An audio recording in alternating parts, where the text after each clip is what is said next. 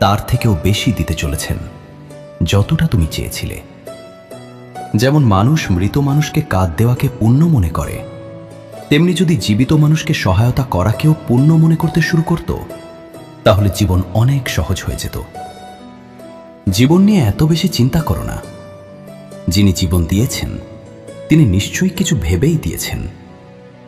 তোমার অতীত হয়তো কষ্টে ভরা ছিল, কিন্তু আসন্ন আগামীকাল তোমার হাতেই আছে।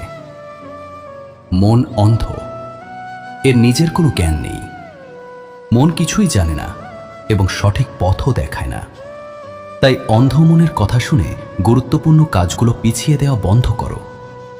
সবসময় নিজের বুদ্ধি দিয়ে কাজ করো, মন দিয়ে নয়। কারণ অন্ধ মন সবসময় তোমাকে প্রয়োজনীয় কাজ করা থেকে বিরত রাখে। যখন আপনি বুদ্ধির মাধ্যমে জরুরি কাজগুলো করা শুরু করবেন, তখন ধীরে ধীরে আপনার মন আপনার বন্ধু হয়ে যাবে। কিন্তু এখন আপনার মন আপনার শত্রু হয়ে আছে, যা আপনাকে দিন দিন ধ্বংসের দিকে নিয়ে যাচ্ছে।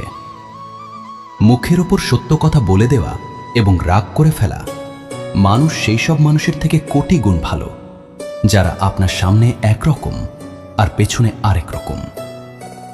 কারো কষ্ট বোঝার জন্য মানুষের ভিতরের মানুষ থাকা জরুরি। কাক কোকিলের আওয়াজকে চাপা দিতে পারে, কিন্তু নিজের আওয়াজকে মধুর করতে পারে না। ঠিক তেমনি নিন্দা করা মানুষ ভদ্রলোককে বদনাম করতে পারে, কিন্তু নিজে ভদ্র হতে পারে না। যদি একাকিত্ব থাকে, তবে তাকে আশীর্বাদ মনে করো।